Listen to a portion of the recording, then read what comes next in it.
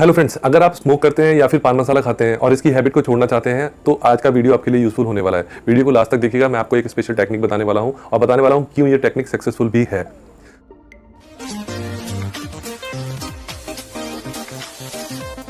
तो फ्रेंड्स, सबसे पहले बात करते हैं निकोटिन का जो एडिक्शन होता है वो क्यों होता है। निकोटिन का एडिक्शन इसलिए होता है जब भी कोई इंडिविजुअल स्मोक करता है या फिर पान मसाला खाता है तो उसको निकोटिन मिलता है। निकोटिन जो है उसकी ब्लड स्ट्रीम में जाता है, ब्लड स्ट्रीम में जाने के बाद ब्रेन में पहुंचता है और अगर आप लेमन लैंग्वेज में कहें तो उससे एक फील गुड सी फीलिंग या फिर एक प्लेजर, एक खुशी सी मिलती है जिसको बार बार अचीव करने के लिए जो इंडिविजुअल है वो स्मोक करता है या फिर पान मसाला खाता है और इसको बार बार अचीव करने की वजह से ही इंडिविजुअल को एडिक्शन लग जाता है।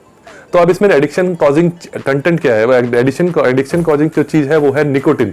निकोटिन एक एल्कोलाइड है जो कि एक प्लांट निकोटिन के प्लांट से मिलता है।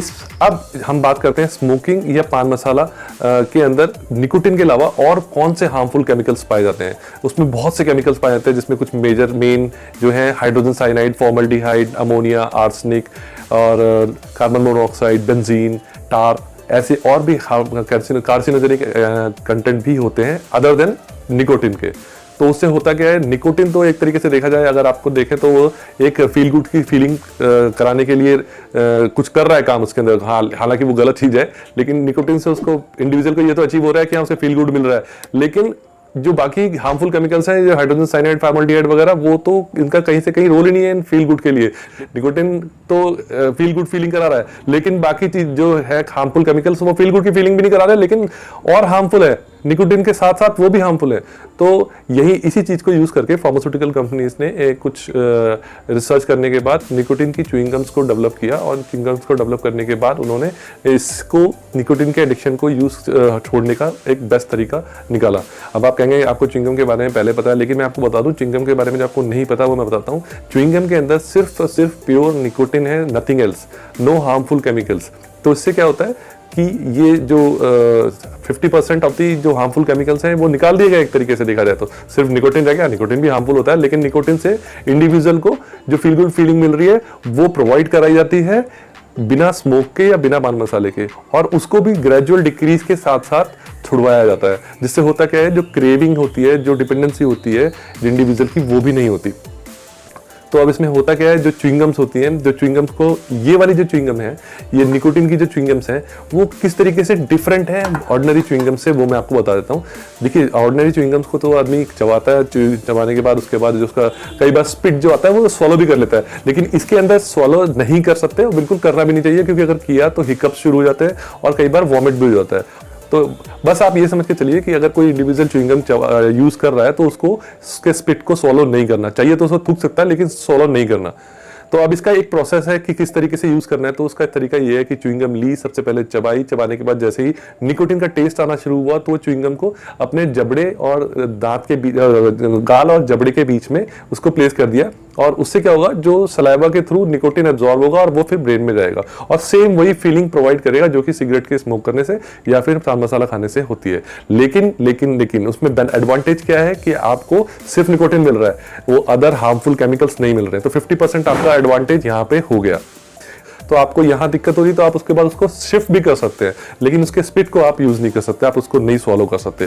तो ये तो एक इसका एडवांटेज रहा। अब आप कहेंगे कि इसको यूज कैसे करते हैं, इसकी डोज क्या है, तो वो मैं आपको डोज बता रहा हूँ। बेसिकली इसको छोड़ने के लिए निकोटिन के एडिक्शन को 12 हफ्तों का यानी 12 वीक्स का एक पूरा शेड्यूल है, वो मैं आपको बताता हूँ।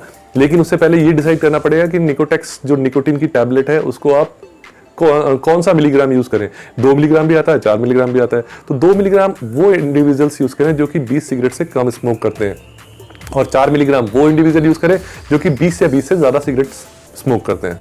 अब इसको छोड़ने का तरीका क्या है? सबसे पहले क्या करते हैं कि इसके अंदर इसको 12 हफ्तों के लिए इसको शेड्यूल किया जाता है, इसकी डोज को। और मैं आपको ये बता दूं, आप देखिएगा निकोटेक्स के अंदर ना यहाँ पे एक लाल रंग की पट्टी भी दिखाई देती है। तो ये शेड्यूल एच मेडिसिन है, बिना डॉक्टर की सलाह के इसको बिल्कुल भी यूज ना करें, डॉक्टर से जरूर कंसल्ट कर लें। तो होता क्या है, इसके अंदर 12 हफ्तों के अंदर क्या करते हैं, फर्स्ट वीक में 12 टैबलेट्स, 12 च्युइंगम्स अगर आप ले रहे हैं तो 12 एक दिन में 12 लेंगे, करीब 1 घंटे में एक आप इसको लेंगे। उसके बाद सेकेंड जो वीक आएगा, मतलब पूरा वो हफ्ता 12 च्युइंगम का चलेगा। उसके बाद जो दूसरा वीक आएगा उसमें उसमें 11 हो जाएंगी, तीसरा वीक आएगा उसमें 10, फिर 9, फिर 8, फिर 7, फिर 6, ऐसे करते करते जो 12वां हफ्ता आएगा पूरे दिन में सिर्फ एक च्युइंगम लेनी होगी, और ऐसा पूरा एक हफ्ता लास्ट के 12वें हफ्ते करना होगा, और 12 हफ्ते के बाद च्युइंगम को भी छोड़ दिया जाएगा। इसमें क्या है, छोड़ने का तरीका ये ऐसा क्यों किया गया, क्योंकि इससे क्या होगा, ऐसा नहीं होगा कि वो डिपेंडेंसी बनी रहेगी, आपको क्रेविंग रहेगी, आपके दिमाग को आदत हो जाएगी कि निकोटिन की परसेंटेज को कम करके यूज करने की। धीरे धीरे आपका ब्रेन उसको आदी हो जाएगा और आप निकोटिन को आराम से छोड़ पाएंगे। अगर आप ऑल ऑफ अ सडन छोड़े तो आपको एकदम से क्रेविंग हो जाती है। कई लोग कहते हैं कि भाई हम अपनी विल पावर से छोड़ देते हैं, अच्छी बात है, छोड़ सकते हैं, लेकिन उन लोगों के अंदर परसेंटेज जो है छोड़ने की कम होती है, वो लोग बाद में रिवर्सल होता है, उसमें बाद में दोबारा से स्मोक करने लगते हैं, दोबारा से पान मसाला खाने लगते हैं कई बार। एक चीज और, इसको खाने से, च्युइंगम को लेने से पहले 15 मिनट पहले और 15 मिनट बाद ना तो कुछ खाना है ना पीना है, तो इस चीज का ध्यान रखना है। अब लेकिन इसके साथ साथ कुछ साइड इफेक्ट्स हैं, उसका भी ध्यान रखना है, जैसे कि हेडेक हो सकता है इसको खाने से, नॉजिया यानी उल्टी सी आ रही है लेकिन आएगी नहीं, और उसके अलावा आपको इसके अंदर हिकअप्स हो सकती है यानी हुचकियां लग सकती हैं, और इसके अलावा स्टमक डिस्कम्फर्ट हो सकता है, सोर थ्रोट हो सकता है, और स्लीपिंग डिस्टर्बेंस हो सकता है। मतलब आप कई बार सोने में दिक्कत करेगा, तो इसलिए कोशिश करें कि सोने से कुछ घंटे पहले इस च्युइंगम को ना यूज करें। और उसके अलावा इसके कॉन्ट्राइंडिकेशन, स्किन के साथ ही कॉन्ट्राइंडिकेटेड है, मतलब नहीं लेनी चाहिए। कुछ दवाइयां ऐसी हैं जैसे कि थियोफाइलिन हो गई या क्लोजापिन हो गई, या फिर इसके रोपिनेरॉल एक टैबलेट्स आती हैं, वो ये कॉम्बिनेशन निकोटेक्स के साथ बिल्कुल भी ना लें, तो ये कॉन्ट्राइंडिकेटेड है। उसके अलावा कुछ ऐसी मेडिकल कंडीशंस भी हैं जिन मेडिकल कंडीशंस के अंदर निकोटेक्स को या निकोटिन की च्युइंगम्स को बिल्कुल भी नहीं लेना चाहिए, जैसे कि हाई बीपी, क्योंकि ये बीपी को बढ़ा भी देता है, तो ब्लड प्रेशर किसी का ऑलरेडी बढ़ा हुआ और निकोटेक्स ले लिया तो उससे और बढ़ जाएगा, तो वो दिक्कत है। इसके अलावा स्टमक अल्सर्स, पेट के अंदर जिसके पहले से ही अल्सर है, उनको भी निकोटिन की च्युइंगम को यूज नहीं करना चाहिए। इसके किडनी और लिवर की कुछ डिजीज होती हैं, उसके अंदर भी इसको आप यूज नहीं करना चाहिए इसका। और सर्कुलेटरी प्रॉब्लम्स होती है, क्योंकि ब्लड एंड सर्कुलेशन के अंदर जो डिजीज होती हैं, उन डिजीज के अंदर भी निकोटेक्स को यूज नहीं करना चाहिए। नो सोडियम के अंदर रेस्ट्रिक्टेड डाइट किसी पेशेंट को एडवाइस कर रखी हो तो उसको भी निकोटिन की च्युइंगम बिल्कुल यूज नहीं करनी चाहिए। उसके अलावा सीवियर जो थ्रोट इन्फेक्शन है, सोर थ्रोट है, उसके अंदर भी इसको यूज नहीं करना। IBS यानी इरिटेबल बाउल सिंड्रोम हो गया, या ओवर एक्टिव थायराइड के अंदर भी इसको यूज नहीं करना चाहिए। उसके अलावा इसको प्रेगनेंसी और ब्रेस्ट फीडिंग यानी अगर कोई मदर अपने बच्चे को मिल्क फीड करती है तो उसको भी इसका यूज नहीं करना चाहिए। और गवर्नमेंट की गाइडलाइंस है कुछ, उसके साथ अकॉर्डिंगली 18 साल से कम उम्र के बच्चों को भी निकोटेक्स का यूज नहीं करना चाहिए।